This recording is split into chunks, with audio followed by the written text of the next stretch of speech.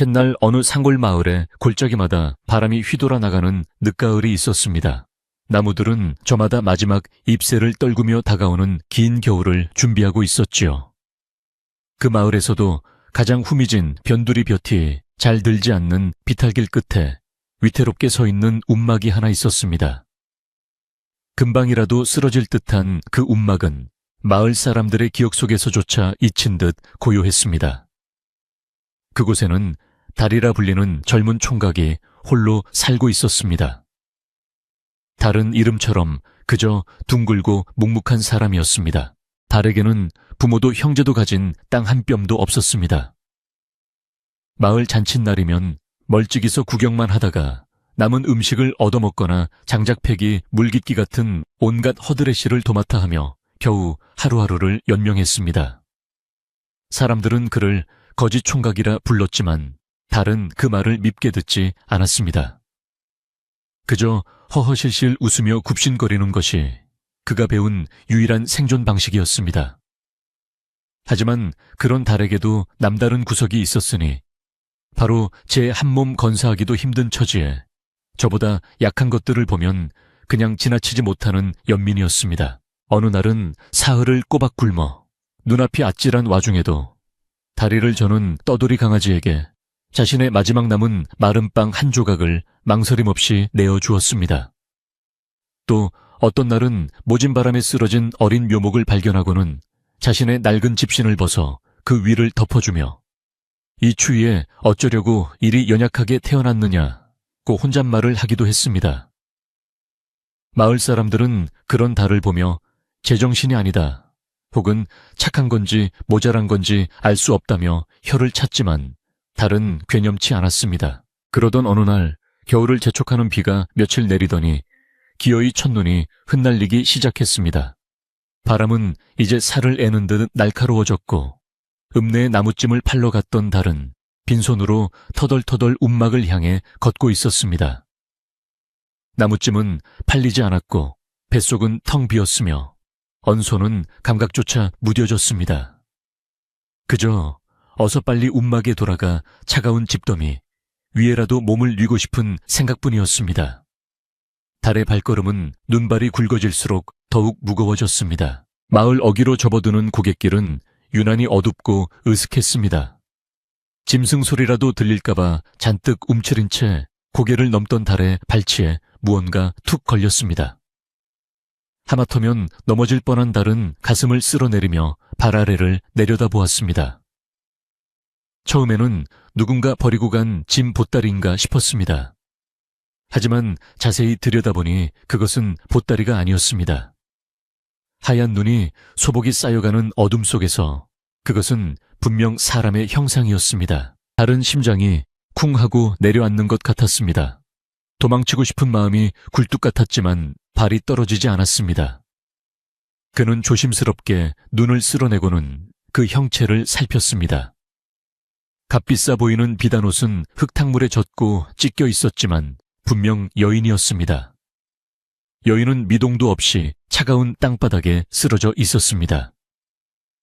달은 망설이다가 여인의 코 밑에 언손가락을 가져다 대었습니다. 아주 희미하게 끊어질 듯 말 듯한 숨결이 느껴졌습니다. 아직 살아있었습니다. 순간 달의 머릿속에는 수만 가지 생각이 스쳐 지나갔습니다. 관에 알려야 하나 하지만 지금 이 밤에 나 같은 거지의 말을 누가 믿어줄까? 그냥 못 본 척 지나가야 하나 하지만 이대로 두면 이 여인은 넉넉 잡고 하룻밤도 버티지 못할 것이다. 달은 제 자신의 처지를 생각했습니다. 당장 내일 먹을 쌀 한 톨 없는 신세였습니다. 하지만 그는 차가운 눈밭 위에 쓰러진 여인의 파리한 얼굴에서 며칠 전 자신이 구해준 달이 저는 강아지의 눈망울을 보았습니다. 달은 이를 악물었습니다. 그는 여인을 외면할 수 없었습니다. 며칠을 굶어 기력이라곤 남아있지 않았지만 그는 마지막 남은 힘을 쥐어짰습니다. 마님인지 애시인지 모르겠으나 여기서 얼어 죽을 운명은 아닌 게지요. 그는 여인을 등에 업으려 했지만 젖은 비단옷은 청은망은 무거웠습니다. 결국 그는 여인을 반쯤 끌다시피 하여 자신의 움막을 향해 한 걸음 한 걸음 힘겹게 옮겼습니다. 눈발은 더욱 거세졌고 바람소리는 마치 곡소리처럼 골짜기를 울렸습니다. 얼마나 지났을까? 달은 거의 기진맥진한 상태로 움막에 도착했습니다. 그는 여인을 자신이 눕던 집더미 위에 조심스럽게 뉘었습니다. 그리고는 벽에 걸어둔 자신의 유일한 재산이라 할 수 있는 낡고해진 이불을 꺼내어 여인의 몸 위에 덮어주었습니다. 그것은 이불이라기보다는 누더기에 가까웠지만 지금 달이 줄 수 있는 최선의 것이었습니다. 움막 안의 공기는 여전히 얼음장처럼 차가웠습니다. 달은 부들부들 떨리는 손으로 아궁이에 불을 지피려 했습니다. 하지만 며칠 전 비에 젖은 땔감은 좀처럼 불이 붙지 않았습니다. 연기만 매섭게 피어올라 달의 눈을 따갑게 했습니다. 그는 포기하지 않고 달아빠진 부직갱이로 젖은 나뭇가지들을 뒤적이며 입으로 바람을 불어넣었습니다. 붙어라 제발. 이 사람 얼어 죽겠다. 수십 번의 시도 끝에 마침내 작은 불씨가 살아나기 시작했습니다. 작은 불씨는 이내 아궁이 안에서 힘을 얻어 타오르기 시작했고 희미하나마 온기가 움막 안을 감돌기 시작했습니다. 달은 그제야 한숨을 돌리고 쓰러진 여인을 살폈습니다. 여인의 입술은 여전히 파랗게 질려 있었고 여튼 신음을 내뱉고 있었습니다. 이대로는 안 될 것 같았습니다. 무엇이라도 먹여야 했습니다. 달은 부엌이라고 할 것도 없는 움막 구석으로 가 먼지가 쌓인 쌀독을 열었습니다. 쌀독 바닥에는 그가 내일 아침에 먹으려 아껴두었던 쌀이 한 줌하고도 반 줌 정도 남아 있었습니다. 그것은 그에게 이틀치 양식이었습니다. 하지만 달은 망설이지 않았습니다. 그는 쌀을 몽땅 긁어모아 작은 냄비에 담고 움막 밖에 쌓인 깨끗한 눈을 퍼와 녹였습니다. 그리고는 아궁이 불에 냄비를 올려 미음을 끓이기 시작했습니다. 쌀알이 퍼지면서 구수한 냄새가 움막 안에 퍼졌습니다. 달은 꼬르륵거리는 제 배를 애써 무시했습니다. 미음이 다 끓자 달은 그것을 조심스럽게 식혔습니다. 그리고는 여인의 머리를 조심스럽게 들어올려 자신의 낡은 나무 숟가락으로 미음을 한 숟가락 떠서 여인의 입가에 가져다 대었습니다. 여인은 의식이 없는 듯 미음을 삼키지 못했습니다. 대부분이 흘러내렸지만 달은 포기하지 않았습니다. 그는 자신의 천으로 식어가는 여인의 손을 주무르며 몇 번이고 다시 미움을 떠먹였습니다. 그렇게 밤이 깊어갔습니다. 달은 뜬 눈으로 밤을 지새웠습니다.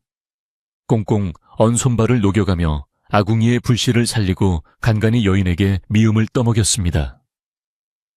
그는 얇은 호톳 하나만 걸친 채였지만 이상하게도 추위를 느끼지 못했습니다.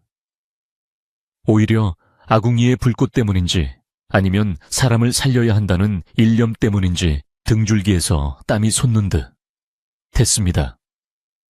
그렇게 기나긴 밤이 지나고 창호지 틈으로 희미한 아침 햇살이 스며들었습니다. 아침이 되자 여인이 끙끙 앓는 소리를 내며 희미하게 눈을 떴습니다. 여인은 낯선 천장과 낯선 사내의 얼굴을 보고는 화들짝 놀라며 몸을 일으키려 했습니다. 하지만 기력이 없는 탓에 다시 집더미 위로 쓰러지고 말았습니다. 여기가 어디요? 당신은 누구요? 여인의 목소리는 갈라지고 가늘게 떨렸습니다. 달은 깍듯하게 고개를 숙이며 말했습니다. 고갯길에 쓰러져 계신 것을 이리로 모셨습니다. 저는 이 움막에 사는 달이라고 합니다. 여인은 잠시 동안 달을 빤히 바라보았습니다. 그의 남루한 행색과 퀭한 눈, 그리고 그 뒤에 있는 너무나도 가난한 움막의 풍경. 하지만 그녀는 달의 눈 속에서 어떤 사악함도 읽을 수 없었습니다. 오히려 자신을 걱정하는 순수한 빛을 보았습니다. 여인은 자신이 겪은 끔찍한 일들을 떠올렸습니다. 자신을 호위하던 자들의 배신 모든 것을 빼앗기고 길에 버려졌던 순간 그녀는 다시 눈을 감으며 신음했습니다. 여인은 다시 기력을 차리려 애쓰며 달에게 어젯밤 끓여주었던 미음을 조금 더 청했습니다. 달이 정성껏 데워온 미음을 몇 숟가락 받아먹고 나자 여인은 조금 정신이 드는 듯 했습니다. 그녀는 자신이 도적대를 만나 일이 되었다고 얼버무렸습니다. 그리고는 고마움을 표하고 싶다고 했습니다. 하지만 그녀는 가진 것이 아무것도 없었습니다. 그녀는 잠시 무언가를 생각하더니 헝클어진 자신의 머리카락 속을 더듬었습니다. 여인은 이내 머리카락 깊숙이 숨겨져 있던 작고 반짝이는 것을 꺼내어 달에게 내밀었습니다. 그것은 맑고 푸른빛을 띠는 작은 비취 비녀였습니다. 이것은 제 어머님이 물려주신 것입니다. 지금 제가 가진 전부이기도 하지요. 부디 이것을 받으시오. 이걸로 약과 먹을 것을 구해다 주실 수 있겠소. 여인은 간절한 눈빛으로 달을 바라보며 자신의 이름을 월이라고만 밝혔습니다. 달은 생전 처음 보는 귀한 물건에 손사래를 쳤습니다. 아닙니다, 마님. 사람 목숨 구하는데 어찌 대가를 바라겠습니까? 이것은 너무나 귀한 물건입니다. 제가 받을 수 없습니다. 하지만 월마님은 단호했습니다. 이것은 대가가 아니오. 내 목숨을 구한 은인에 대한 성의이자 앞으로 우리가 함께 살아남기 위한 방도요. 이대로라면 우리 둘 다 여기서 굶어 죽을 것이오. 그러니 제발 읍내에 가서 이것을 팔아주시오. 달은 비녀를 손에 쥐었습니다. 작지만 묵직한 무게가 느껴졌습니다.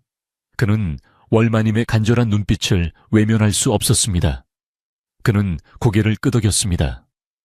마님께서 그리 말씀하신다면 잠시 다녀오겠습니다. 불은 꺼뜨리지 않을 터이니 부디 이 이불을 꼭 덮고 계십시오. 달은 비녀를 품속 깊이 숨기고 다시 한번 매서운 바람 속으로 걸어 나갔습니다. 읍내로 가는 그의 발걸음은 어제와 달랐습니다. 읍내에 도착한 달은 망설였습니다. 이 귀한 물건을 어디에 팔아야 할지 막막했습니다. 그는 가장 큰 비단 가게 문 앞에서 한참을 서성였습니다. 가게 주인이 그를 쫓아내려 했지만 달은 용기를 내어 품속의 비녀를 꺼내 보였습니다. 주인의 눈이 휘둥그레졌습니다. 그는 달을 안으로 끌어들여 문을 닫았습니다.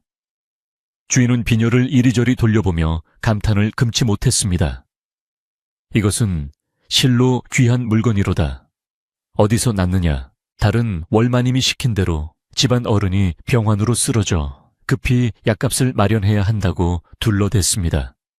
비단 가게 주인은 잠시 달의 행색과 비녀를 번갈아 보더니 이내 고개를 끄덕였습니다.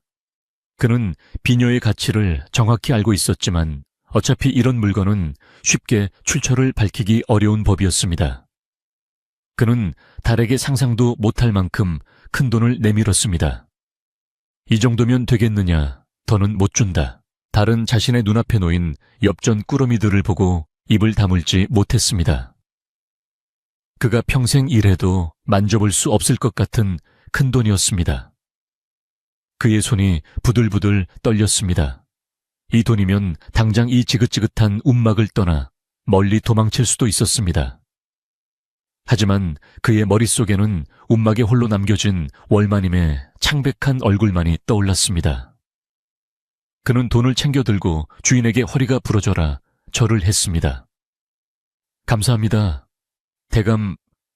주인어른, 감사합니다. 달은 가게를 뛰쳐나왔습니다. 그는 한순간의 망설임도 없이 약재상으로 달려갔습니다.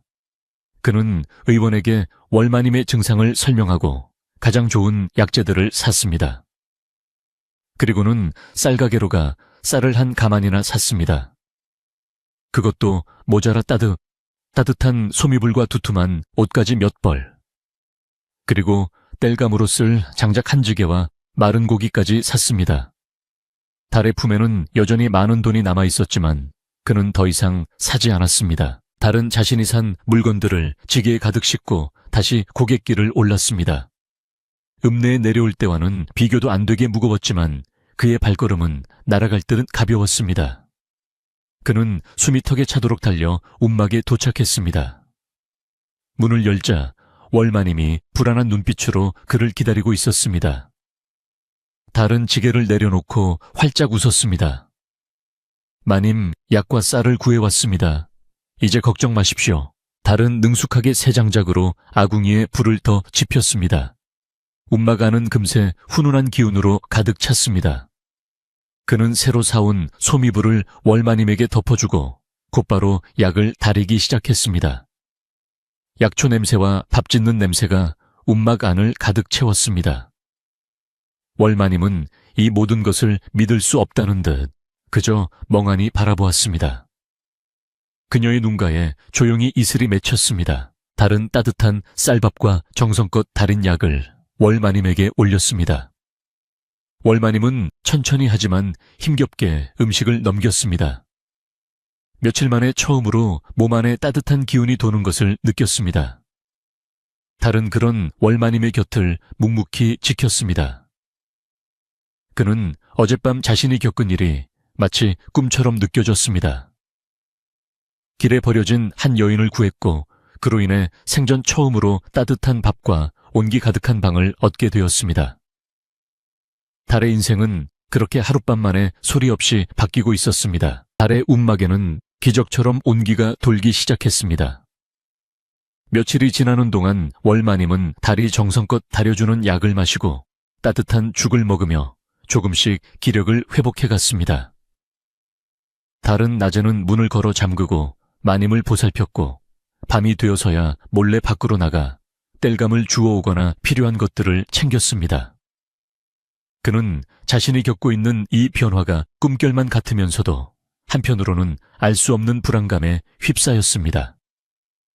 그 불안은 정확히 움막 밖의 세상을 향해 있었습니다. 달이 읍내에서 쌀과 이불, 그리고 온갖 약재를 짊어지고 돌아오던 그날 오후, 마을 어귀 정자나무 아래서 무리들과 시시덕거리며 시간을 죽이던 사내가 있었습니다. 그는 마을 이장의 하나뿐인 조카였습니다. 나이는 달과 비슷했지만 일은 하지 않고 이장의 위세를 등에 업고 마을 사람들에게 행패를 부리기 일쑤였습니다.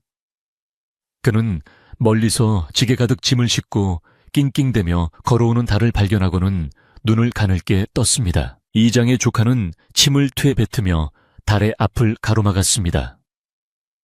이봐 거지 총각, 그 짐은 다 무엇냐? 네가 평생을 벌어도 못 살 것들이 지게 위에 그득한데. 어젯밤 고갯길에서 꽤나 좋은 물건을 주었나 보지. 그의 목소리에는 노골적인 시기와 비아냥이 가득했습니다. 그는 본래 달처럼 힘없고 만만한 이들을 괴롭히는 것을 낙으로 삼는 자였습니다. 하물며 그 거지 총각이 자신도 갖기 힘든 쌀 한 가마니를 이고 가는 모습은 그의 심기를 건드리기에 충분했습니다. 달은 당황하여 뒷걸음질 쳤습니다. 지게에 맨 쌀가마니가 묵직하게 어깨를 짓눌렀습니다. 그는 이장의 조카와 눈을 마주치지 못하고 고개를 숙였습니다. 아닙니다. 그저 읍내에 가서 삭시를 좀 하였더니 주인어른이 후하게 쳐주셔서. 말이 차에 끝나기도 전에 이장의 조카가 비웃음을 터뜨렸습니다. 삭실 내놈의 삭실이 하루아침에 쌀 한 가마니가 되더냐. 이놈이 도둑질을 하고도 발뺌을 하는구나. 이장의 조카는 달의 멱살이라도 잡을 듯이 달려들었지만 달은 필사적으로 지게를 고쳐매고 그를 밀치다시피 하여 도망쳤습니다. 정말 아닙니다. 비켜주십시오. 달은 전 먹던 힘까지 다해 움막으로 내달렸습니다. 뒤에서 이장의 조카가 고래고래 소리 지르는 것이 들렸습니다.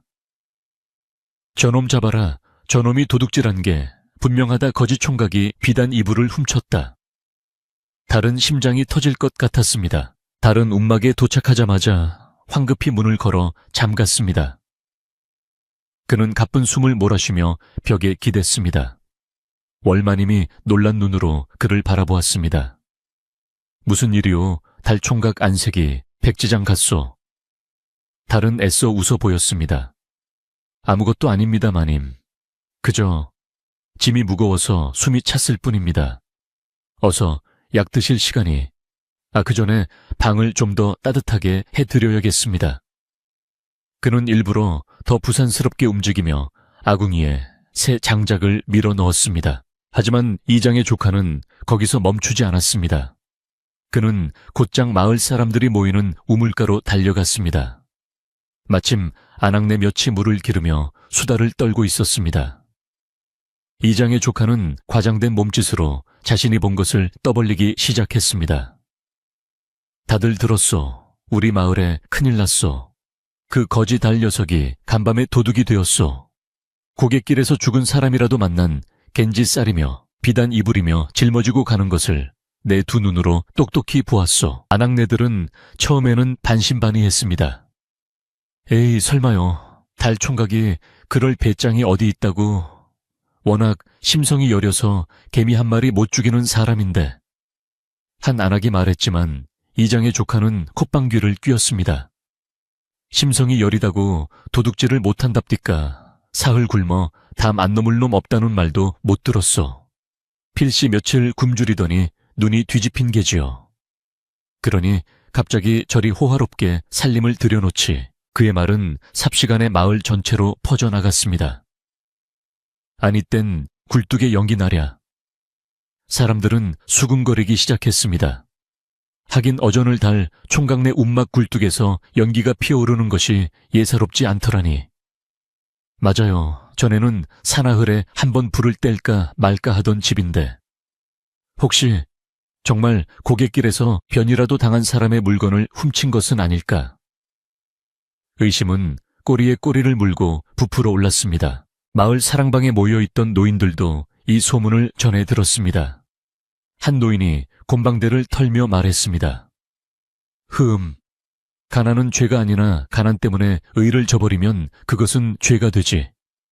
달 총각이 그럴 리 없다고 믿고 싶네만. 이장의 조카 말이 아주 틀린 것 같지도 않고. 사람들의 시선은 이제 달의 움막을 향해 알 수 없는 의심과 경계심을 품기 시작했습니다. 달은 순식간에 마음씨 고운 거지에서 수상한 도둑이 되어가고 있었습니다. 달은 움막 안에서 이 모든 소동을 그저 짐작만 할 뿐이었습니다. 그는 자신을 향한 의심의 눈초리보다 이 일로 인해 월마님의 존재가 발각될까봐 그것이 더 두려웠습니다. 만약 이장의 조카 같은 자들이 움막에 들이닥치기라도 한다면 아직 회복 중인 마님의 신변이 위험해질 것이 분명했습니다.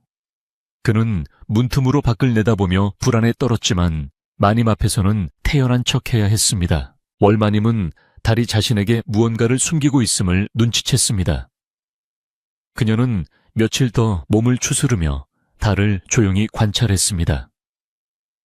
달은 비록 글도 모르고 배운 것 없는 가난한 총각이었지만 그의 행동에는 진심이 담겨 있었습니다. 그는 매일 시간을 맞춰 정확하게 약을 다렸고 죽을 쏘어 어도 가장 부드러운 윗물만 떠서 그녀에게 먼저 건넸습니다. 그리고 자신은 그릇에 눌어붙은 누룽지를 긁어먹으며 만족스럽게 웃었습니다. 월마님은 그런 달의 모습을 보며 마음이 복잡해졌습니다. 저 순수한 청년이 자신 때문에 공영에 처한 것 같았습니다. 어느 날 저녁 약을 받아든 월마님이 입을 열었습니다. 달 총각, 나 때문에 무슨 힘든 일이라도 생겼어. 밖에서 무슨 소리가 들리는 듯한데. 달은 손사래를 치며 황급히 부인했습니다. 아닙니다, 마님. 그저 마을 아이들이 떠드는 소리일 뿐입니다. 마님께서는 아무 걱정 마시고 어서 기력만 차리시면 됩니다. 하지만 월마님은 여전히 자신의 신분에 대해서는 함구했습니다. 그녀는 달을 믿었지만 자신을 버린 자들의 잔인함을 떠올리면 누구도 쉽게 믿을 수 없었습니다. 그녀는 아직 때가 아니라고 생각했습니다. 자신이 누구인지 밝히는 순간 이 순박한 총각마저 감당할 수 없는 위험에 휘말리게 될까 두려웠습니다. 그녀는 그저 달에게 조금만 더 기력을 차릴 시간이 필요하오 라고 말할 뿐이었습니다. 그렇게 며칠이 더 지났습니다. 달이 사왔던 약재가 바닥을 드러내기 시작했습니다. 월마님의 기침은 아직 완전히 멎지 않았고 여전히 밤이면 미열에 시달렸습니다. 달은 다시 읍내에 나가야 한다는 것을 알았지만 움막을 나서는 것이 두려웠습니다. 자신을 향해 노골적으로 쏟아지는 의심의 눈초리와 경멸 어린 수군거림을 감당할 자신이 없었습니다. 하지만 마님의 약을 구하는 일이 더 급했습니다. 달은 큰 결심을 한 듯 품속에 남은 돈을 단단히 여미고 집신을 꿰어 찼습니다. 마님 잠깐 읍내에 다녀와야겠습니다. 약재가 다 떨어져서 문을 단단히 걸어 잠그고 계십시오. 누가 와도 절대 열어주시면 안 됩니다. 월마님은 불안한 눈빛으로 고개를 끄덕였습니다.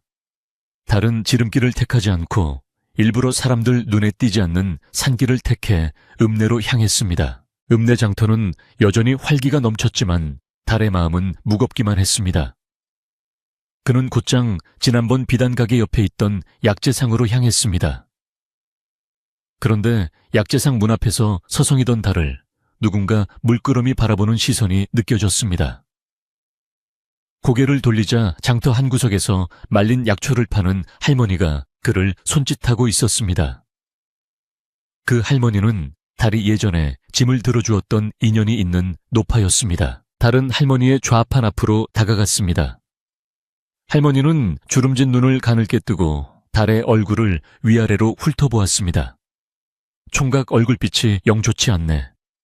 무슨 큰 근심이라도 있나 아니면 요 며칠 몸보신을 잘해서 그런가 얼굴의 복과 화가 함께 빛이 내그려.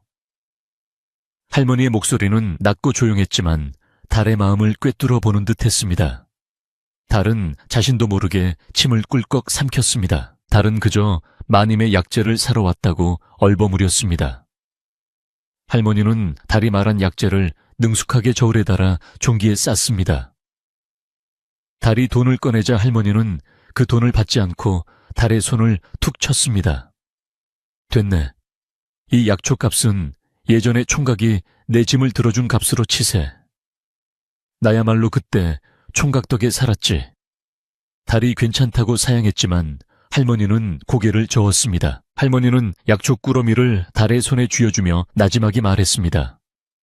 총각 내가 산전수전 다 겪어봐서 아는데 갑자기 생긴 재물은 주인을 시험하는 법이야. 그 재물이 복이 될지 화가 될지는 오롯이 주인 마음먹기에 달렸지. 달은 그 말이 무슨 뜻인지 몰라 어리둥절한 표정을 지었습니다. 할머니는 달의 어깨를 툭툭 두드렸습니다. 마을에서 떠도는 소문도 들었네. 자네가 도둑질을 했다고 하더군.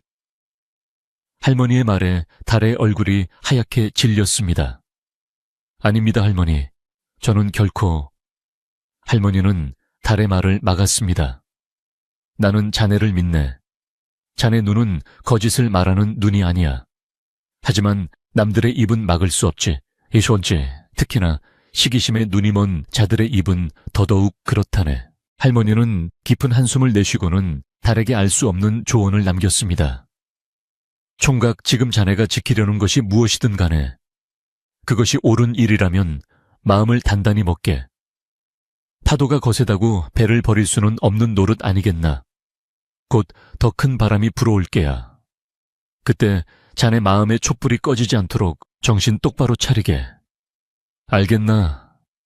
할머니는 그 말만 남기고는 다시 손님들을 향해 돌아앉았습니다. 달은 약초 꾸러미를 든 채 한동안 그 자리에 우두커니 서 있었습니다. 할머니의 말이 마치 차가운 얼음물처럼 그의 정신을 번쩍 들게 했습니다. 더 큰 바람이라니. 그는 무슨 뜻인지 다 알 수는 없었지만 지금 자신이 단순히 한 여인을 돌보는 것 이상의 일에 휘말렸음을 직감했습니다. 그는 할머니에게 깊이 고개를 숙여 인사하고는 다시 무거운 발걸음을 옮겼습니다. 달이 마을로 돌아오는 길, 그의 마음은 몹시 복잡했습니다. 할머니의 조언은 그에게 용기를 주기도 했지만 동시에 알 수 없는 두려움을 안겨주기도 했습니다. 그가 움막 근처에 다다랐을 때 그는 자신의 움막 주변을 어슬렁거리고 있는 그림자를 발견했습니다. 그것은 바로 이장의 조카였습니다. 그는 달이 자리를 비운 사이 움막 안을 엿보려고 기회를 노리고 있었던 것입니다. 이장의 조카는 멀리서 달이 오는 것을 보고는 짐짓 아무것도 모른다는 듯 헛기침을 하며 자리를 떴습니다. 하지만 그의 눈빛은 무언가 있다는 확신으로 번들거렸습니다. 저놈이 저렇게 필사적으로 드나드는 걸 보니 저 안에 계집이라도 숨겨둔 게 틀림없어. 아니면 훔친 물건을 감춰두었거나. 그는 음흉한 미소를 지으며 마을로 돌아갔습니다. 더 큰 소문을 퍼뜨릴 준비를 하기 위해서였습니다. 다른 움막으로 돌아와 문을 단단히 걸어 잠갔습니다. 그는 이장의 조카가 움막 주위를 맴돌았다는 사실을 월마님에게 차마 말할 수 없었습니다. 그는 그저 묵묵히 약을 다리고 아궁이에 불을 지필 뿐이었습니다. 하지만 그의 가슴은 방망이질을 쳤습니다.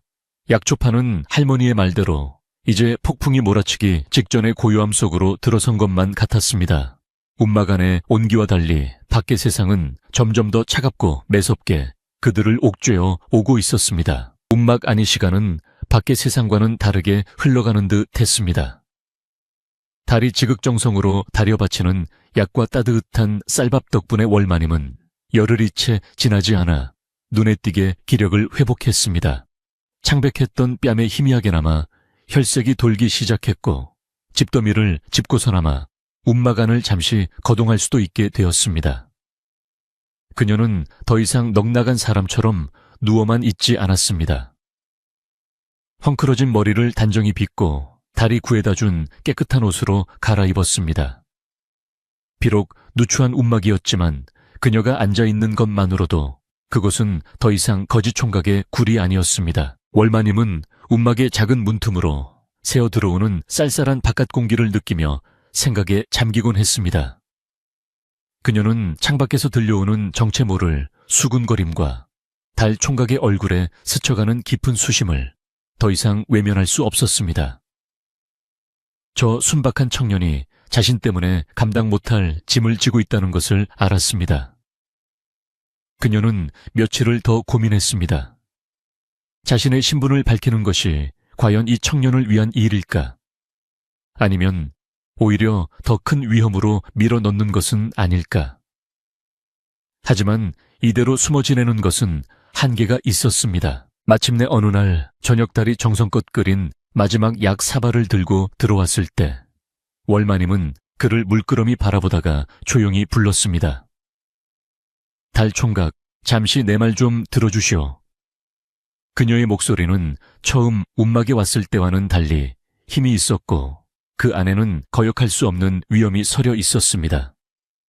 달은 놀라 숟가락을 떨어뜨릴 뻔한 것을 겨우 붙잡고 그녀 앞에 공손히 무릎을 꿇었습니다. 예, 마님. 말씀하십시오.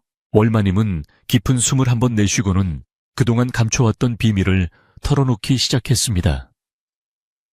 나는 총각이 짐작하는 그런 평범한 여인이 아니오. 내 이름은 월이라 하였지만 그것은 내 아명일 뿐. 나는 한양의 높은 벼슬아치 민 대감의 아내 되는 사람이오. 달은 제 귀를 의심했습니다. 한양의 대갓집 마님이라니. 구름 위의 사람이라고만 생각했던 존재가 지금 자신의 누추한 움막에 앉아 있었습니다. 그는 너무 놀라 입이 벌어진 채 아무 말도 할 수 없었습니다. 월마님은 달의 반응은 아랑곳하지 않고 자신이 왜 그 험한 고갯길에 버려지게 되었는지를 차분히 설명했습니다.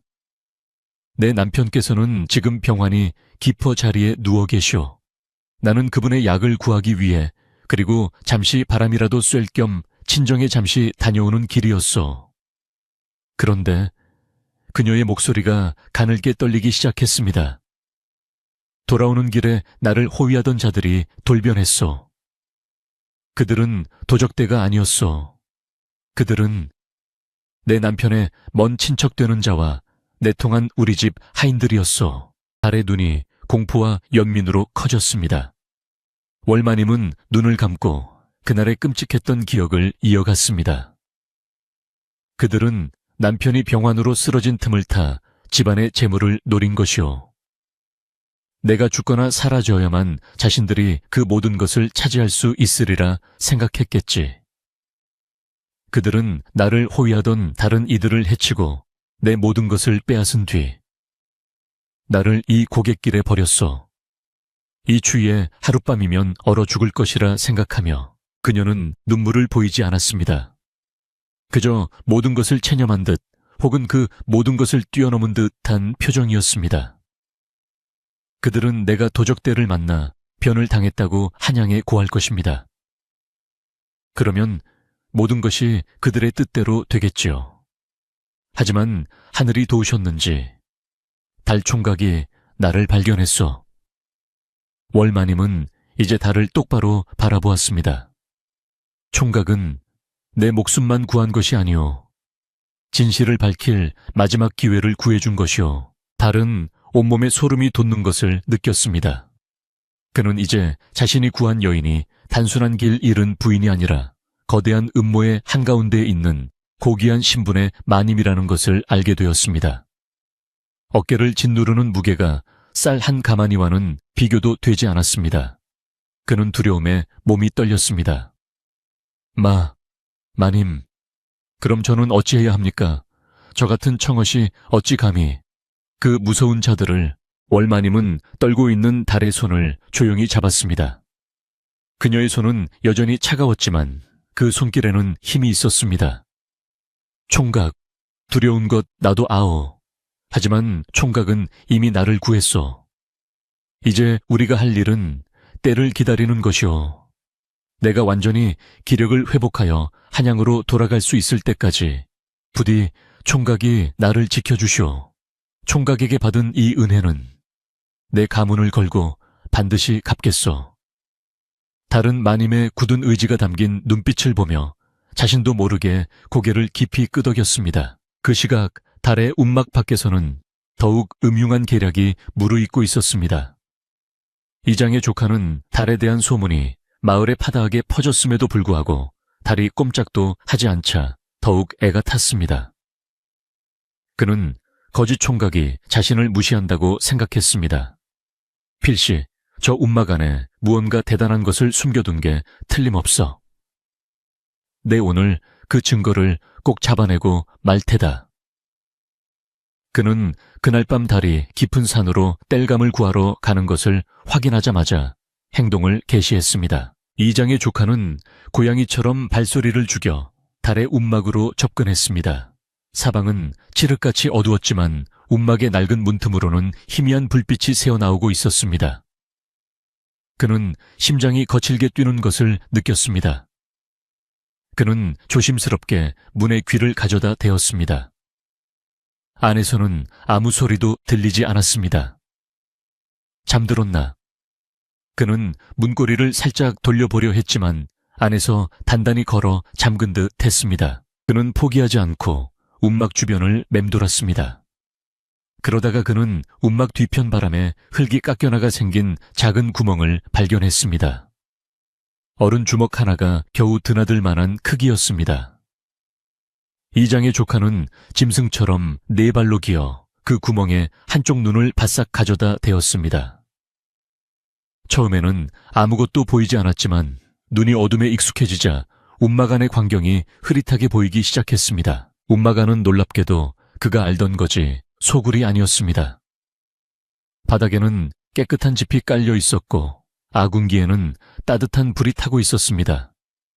그리고 그곳에는 사람이 있었습니다. 웬 여인이 달이 샀던 그 비단 이불을 덮고 벽에 기댄 채 앉아 있었습니다. 여인은 달이 사다 준 깨끗한 옷을 입고 있었고 길게 푼 머리를 손으로 조용히 빗어 넘기고 있었습니다. 그 모습은 비록 흐릿했지만 그가 상상했던 요망한 계집과는 거리가 멀었습니다. 고고하고 기품이 느껴졌습니다. 이장의 조카는 순간 숨이 멎는 듯 했습니다. 세상에, 정말이었어. 정말 여자를 숨기고 있었구나. 그는 월마님의 얼굴을 자세히 보려 애썼지만 어둡고 멀어서 실루엣만 겨우 확인할 수 있었습니다. 하지만 그에게는 그것으로 충분했습니다. 그는 자신이 엄청난 비밀을 캐냈다고 확신했습니다. 거지놈이 주제도 모르고 양갓집 규수라도 꿰어다 숨겨놓은 갠가하긴 그러니 저리 꽁꽁 숨기고 있었지. 그는 이것만으로는 부족하다고 생각했습니다. 마을 사람들을 완전히 자기 편으로 만들기 위해서는 도둑질이라는 증거가 필요했습니다. 그는 다음 날 아침 일찍 달이 물을 기르러 간 틈을 타 읍내로 달려갔습니다. 그는 곧장 달이 쌀과 이불을 샀던 비단 가게로 향했습니다. 그리고는 가게 주인에게 다그치듯 물었습니다. 주인장, 며칠 전에 우리 마을 거지 총각이 여기 와서 물건을 팔지 않았소. 솔직히 말하시오. 비단 가게 주인은 처음에는 시치미를 뗐습니다. 거지라니 나는 그런 사람 모르오. 하지만 이장의 조카가 그놈이 우리 집안의 귀한 물건을 SSSS라고 거짓말을 보태며 윽박지르자 주인은 관에 끌려갈까 두려워 마지못해 실토했습니다. 아, 그 총각 말이오. 며칠 전에 와서 아주 귀한 비취 비녀를 하나 팔고 갔소. 집안 어른이 쓰러져 약값이 급하다고 하더이다. 비취 비녀. 이장의 조카는 무릎을 쳤습니다. 모든 조각이 맞춰지는 듯 했습니다. 그것 봐라. 그놈이 고갯길에서 여인을 해치고 그 비녀를 훔친 게 틀림없다. 그는 비단 가게를 뛰쳐나와 곧장 마을로 돌아왔습니다. 그리고는 온 동네가 떠나가라 소리치며 마을 사랑방으로 뛰어들었습니다. 여러분, 제 말이 맞았습니다. 드디어 그 거지놈의 꼬리가 잡혔습니다. 마을 사람들이 이장의 조카 주변으로 순식간에 몰려들었습니다. 그는 과장된 몸짓으로 땀을 닦는 신용을 하며 자신이 알아낸 진실을 떠벌렸습니다. 그놈이 그 천하의 상놈 달녀석이 며칠 전 고갯길에서 사람을 해치고 귀한 비취 비녀를 훔쳤소. 읍내 비단 가게 주인이 제 입으로 똑똑히 실토했단 말이오. 사람들의 얼굴이 경악으로 물들었습니다. 한 노인이 믿을 수 없다는 듯 물었습니다. 그게 참말인가? 달총각이 사람을 해쳤다고. 이장의 조카는 비웃음을 날렸습니다. 해친 정도가 아닙니다. 그놈은 그 훔친 돈으로 무엇을 했는지 아십니까? 그는 목소리를 낮추며 음흉하게 말했습니다. 읍내에서 요망한 계집 하나를 꿰어다 지금 제 움막에 꽁꽁 숨겨두고 밤낮으로 희희낙낙하고 있어. 내 어젯밤 두 눈으로 똑똑히 보았소. 그 비단 이불 속에서. 이 말은 그 어떤 말보다 파급력이 컸습니다. 마을 사람들은 충격에 빠졌습니다. 가난하고 어수룩하지만 착하다고 믿었던 달이 사실은 살인과 도둑질도 모자라 마을의 풍기를 어지럽히는 파렴치한이라는 사실에 분노했습니다. 세상에, 어쩐지 며칠 전부터 움막에서 밥 짓는 냄새가 나더라니. 당장 그놈을 끌어내야 한다. 그런 놈은 우리 마을에 둘 수 없지. 이장의 조카는 군중의 분노가 극에 달한 것을 보고 회심의 미소를 지었습니다. 그는 횃불을 움켜쥐고 소리쳤습니다. 올소 오늘 밤 당장 저놈의 움막을 부수고 그놈과 계집을 끌어내어 마을의 법도를 바로 씁시다. 나를 따르시오. 성난 마을 사람들은 저마다 몽둥이와 농기구를 들고 횃불을 밝혔습니다. 그들의 분노는 늦가을 밤바람보다 더 차갑고 매섭게 달의 움막을 향해 움직이기 시작했습니다. 그 시각 달은 마을의 심상치 않은 기운을 느끼고 막 움막으로 돌아온 참이었습니다. 멀리서 들려오는 고함 소리와 수많은 횃불이 자신의 움막을 향해 다가오는 것을 본 달은 사색이 되었습니다. 마님, 큰일 났습니다. 마을 사람들이 우리를 잡으러 옵니다. 어서 피하셔야 합니다. 달은 다급하게 문을 걸어 잠그고 벽을 막아선 가구들을 옮기며 움막을 요새처럼 만들려 했습니다. 하지만 월마님은 두려워하는 기색 없이 조용히 자리에서 일어났습니다. 그녀는 달이 사다 준 옷 중에 가장 단정하고 깨끗한 옷을 입고 있었습니다. 그녀의 얼굴은 창백했지만 두 눈은 형형하게 빛나고 있었습니다.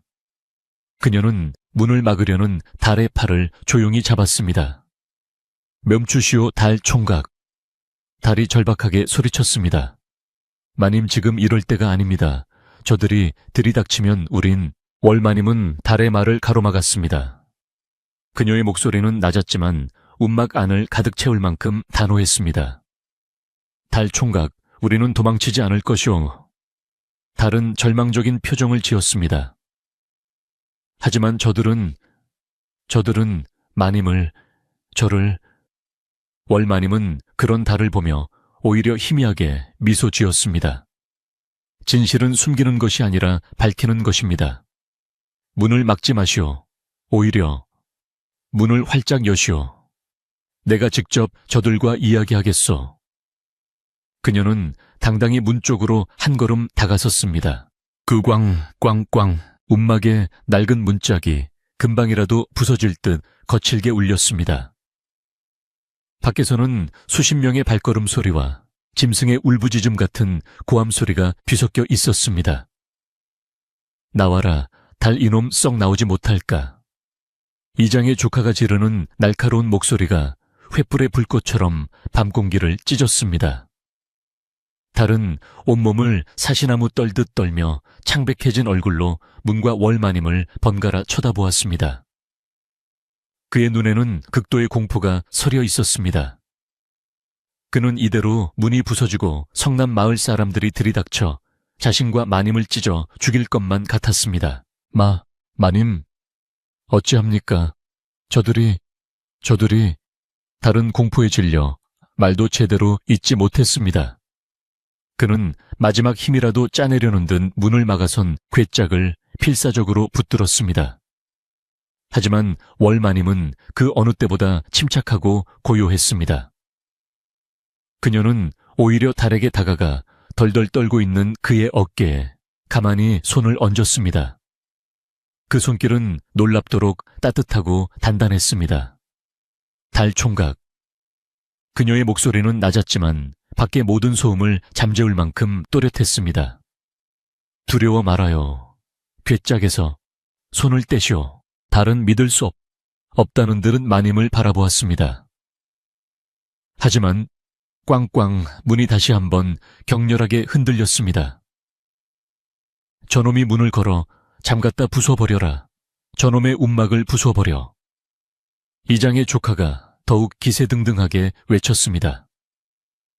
월마님은 달의 눈을 똑바로 바라보며 말했습니다. 총각 내 눈을 보시오. 우리는 죄를 짓지 않았소. 죄 지은 자들처럼 숨을 이유가 없소. 문을 여시오. 우리가 저들을 마주해야 합니다. 달은 마님의 그 깊고 흔들림 없는 눈동자에서 알 수 없는 용기를 얻었습니다. 그는 천천히 덜덜 떨리는 손으로 괴짝을 밀어내고 빗장을 풀었습니다. 끼익. 낡은 문이 열리는 소리와 함께 차가운 밤 공기와 함께 수십 개의 횃불이 뿜어내는 열기, 그리고 성난 군중의 험악한 얼굴들이 움막 안으로 쏟아져 들어왔습니다. 달은 눈앞이 아찔해지며 뒤로 주춤주춤 물러섰습니다. 마을 사람들은 저마다 몽둥이와 괭이 쇠스랑까지 들고 금방이라도 달려들 듯한 기세였습니다. 그들의 눈은 분노와 의심, 그리고 광기마저 서려 있었습니다. 그들은 움막 안을 샅샅이 훑었습니다. 그리고 그들의 시선은 달의 뒤에 서 있는 한 여인에게로 일제히 향했습니다. 순간 맹렬하던 그들의 기세가 주춤했습니다. 횃불이 일렁이며 움막 안을 비추었습니다. 그곳에는 그들이 예상했던 요망하고 음탕한 계집이나 정신 나간 미치광이는 없었습니다. 대신 달이 구화해준 가장 깨끗하고 단정한 무명옷을 입은 여인이 헝클어짐 하나 없이 단정하게 빗어 넘긴 머리로 창백하지만 꼿꼿하게 서 있었습니다. 그녀는 수십 개의 횃불과 험악한 얼굴들 앞에서도 조금도 위축되지 않았습니다. 오히려 그들을 압도하는 고고한 기품과 서늘한 위엄이 흘러나왔습니다. 마을 사람들은 자신들도 모르게 한 걸음 뒤로 물러섰습니다. 이 잠시에 정적을 깬 것은 역시 이장의 조카였습니다. 그는 제 뜻대로 되지 않는 이 상황이 불쾌하다는 듯 침을 뱉으며 앞으로 나섰습니다. 케케묵은 침묵은 모두 정신 차리시오. 저 요물이, 저 요망한 것이 저리 고고한 척 연기를 하고 있는 것이오. 그는 횃불을 월마님의 얼굴 가까이 들이밀며 소리쳤습니다. 보시오, 이 계집이 우리 순진한 거지 총각을 홀렸단 말이오. 그리고 그 뒤에 숨은 놈은 도둑놈이요, 살인자일지도 모르지. 그의 말에 마을 사람들은 다시 술렁이기 시작했습니다. 그렇지, 아무렴 저런 여인이 제정신이라면 어찌 거지 움막에 숨어 있겠는가. 이장의 조카님 말이 맞다. 저놈이 훔친 비단 이불을 덮고 희희낙낙하고 있었던 게야. 당장 끌어내라. 저것들을 마을에서 당장 내쫓아야 한다. 군중의 분노는 다시 불길처럼 타올랐습니다. 몇몇이 몽둥이를 치켜들고 움막 안으로 발을 들여놓으려 했습니다. 그때 다리 공포를 이겨내고 두 팔을 벌려 월마님의 앞을 가로막았습니다.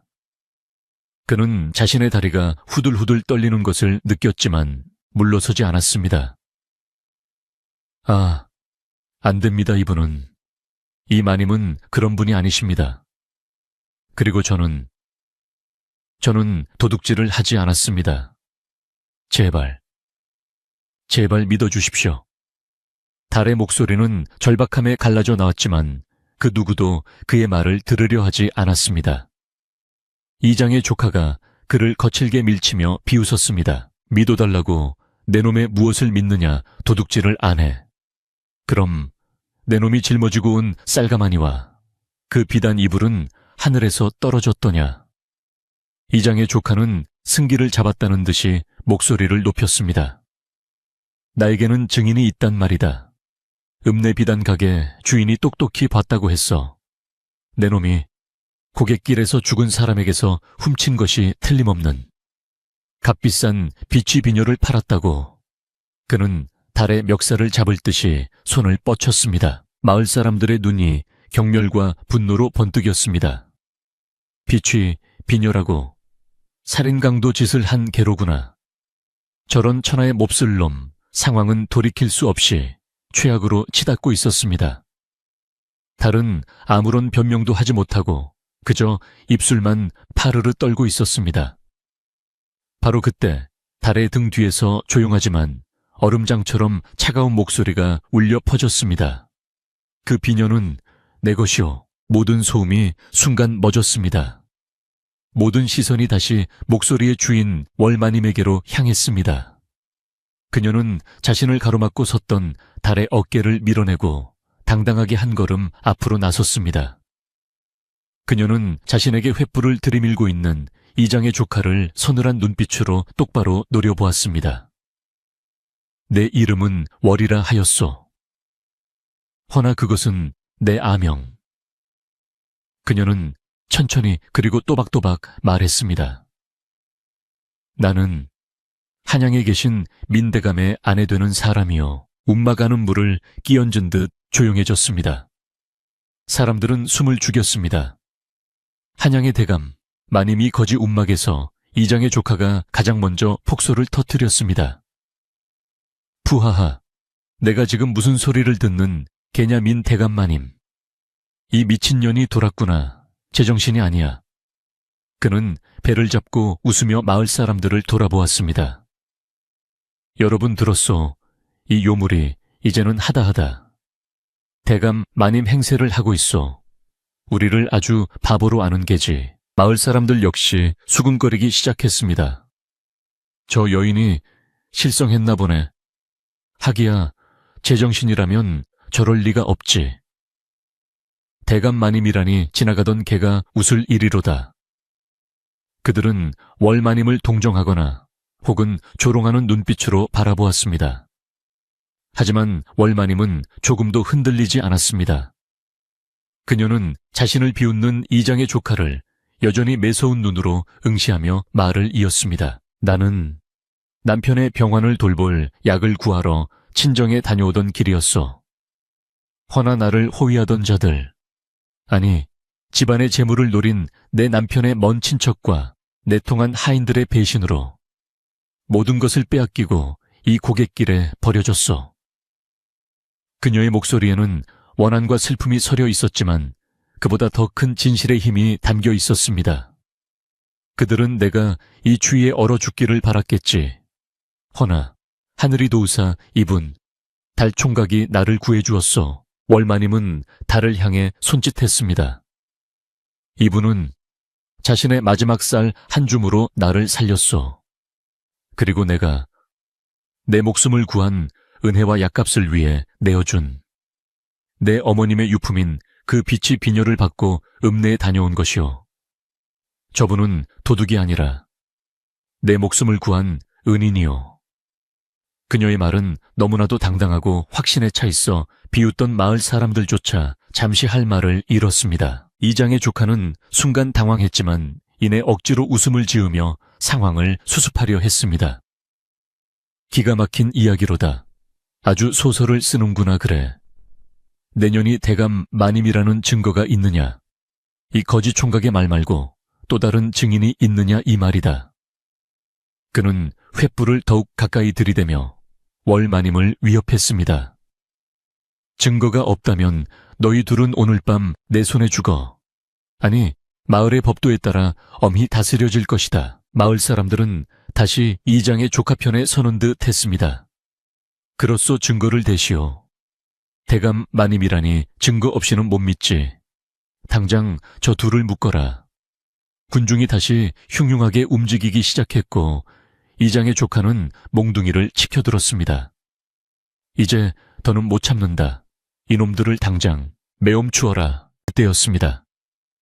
횃불을 든 무리의 뒤편 어두운 고갯길 저편에서 천둥 같은 고함 소리가 들려왔습니다.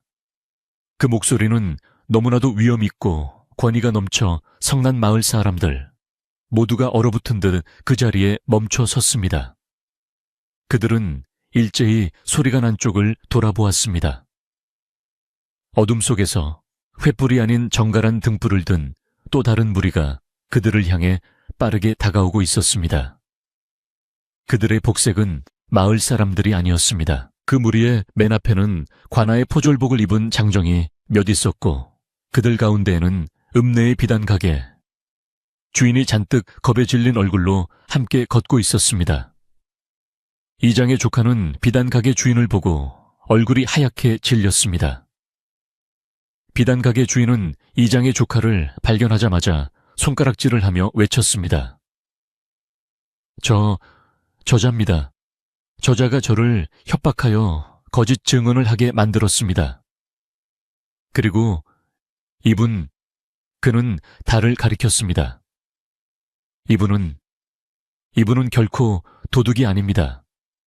제가 다 말씀드렸습니다. 포졸들 사이를 해치고 비단 가게 주인이 아닌 전혀 다른 인물이 앞으로 나섰습니다. 그는 딱 봐도 높은 직책의 무관인 듯 날카로운 눈매와 단단한 체격을 지니고 있었습니다. 그는 횃불에 비친 움막 앞의 광경을 잠시 훑어보더니 이내 움막 입구에 서 있는 월마님을 발견했습니다. 그는 들고 있던 등불을 떨어뜨릴 뻔한 것을 겨우 붙잡고 믿을 수 없다는 듯 두 눈을 부릅떴습니다. 무관은 성큼성큼 사람들 사이를 헤치고 앞으로 나와왔습니다. 그리고는 월마님의 바로 앞에서 그는 몽둥이를 든 마을 사람들이나 횃불을 든 이장의 조카 따위는 안중에도 없다는 듯이 쿵소리가 나게 한쪽 무릎을 꿇었습니다. 그는 땅에 머리를 박을 듯이 조아리며 외쳤습니다. 마님, 월마님 무사하셨군요. 소인이 늦었습니다. 죽여 주시옵소서. 마을 사람들은 자신의 눈앞에서 벌어지는 광경을 도저히 믿을 수 없었습니다. 저 무시무시한 포졸의 우두머리가 저 거지 움막 앞의 여인에게 마님이라 부르며 무릎을 꿇고 있었습니다. 이장의 조카는 이제 얼굴이 하얗다 못해 잿빛이 되어 부들부들 떨기 시작했습니다. 무관은 고개를 들고 월마님을 바라보며 다급하게 말을 이었습니다. 마님을 해하려 했던 그 배신자 놈들은 모두 잡아들였습니다. 그가 손짓하자 뒤따라온 포졸 2명이 밧줄에 꽁꽁 묶인 2 사내를 짐짝처럼 끌고 와 바닥에 내동댕이 쳤습니다. 그들은 상처투성이에 넋이 나간 얼굴이었지만 월마님은 그들을 한눈에 알아보았습니다. 자신을 배신하고 길에 버렸던 바로 그 하인들이었습니다. 월마님은 그들을 차갑게 내려다보며 조용히 고개를 끄덕였습니다. 그래, 그자들이 맞다. 모든 것이 명백해졌습니다. 비단 가게 주인은 월마님의 비녀를 보자마자 그것이 민대감 댁의 물건임을 알아보았고 곧바로 한양에 연락을 취했던 것입니다. 그리고 민대감은 즉시 가문의 정계 수하들을 보내 마님을 찾게 한 것이었습니다. 그들은 배신자들을 추적하여 붙잡았고 마침내 이곳 마을 어귀에서 마님을 발견하게 된 것이었습니다. 이 모든 진실이 밝혀지는 데는 그리 오랜 시간이 걸리지 않았습니다. 무가는 자리에서 일어나 이제 분노에 찬 눈으로 움막 앞에 소란을 주시했습니다. 그의 시선은 자신을 협박했다며 울부짖는 비단 가게, 주인도 넋이 나간 마을 사람들도 지나쳐 몽둥이를 든 채 굳어버린 이장의 조카에게로 향했습니다. 감히 대감마님께 횃불을 들이대고 몽둥이를 휘두르려 한 자가 내 놈이냐. 이장의 조카는 히익 하는 비명을 지르며 몽둥이를 떨어뜨리고 그 자리에 주저앉았습니다. 그는 바지에 오줌을 지린 채 살려달라고 빌기 시작했습니다. 잘못했습니다. 저는 저 여인이 정말 미친년인 줄 알고 마을의 풍기를 바로잡으려. 으악, 무가는 그의 변명을 들을 필요도 없다는 듯이 손짓했습니다. 저놈을 당장 결박하라. 대감 마님을 능멸하고 무고한 백성을 선동하여 해하려 한 죄다. 꼼짝 마라. 포졸 2명이 달려들어 순식간에 이장의 조카를 포박했습니다. 그는 비명을 지르며 발버둥 쳤지만 소용없었습니다. 마을 사람들은 이제 자신들이 무슨 짓을 했는지 그리고 할 뻔했는지 깨닫고 공포에 질렸습니다. 그들은 자신들이 대감 마님에게 몽둥이를 들이대고 요물이라 불렀다는 사실에 넋이 나갔습니다. 그들은 손에 들고 있던 몽둥이와 농기구들을 일제히 바닥에 떨어뜨렸습니다. 잘못했습니다. 죽을 죄를 지었습니다. 살려주십시오.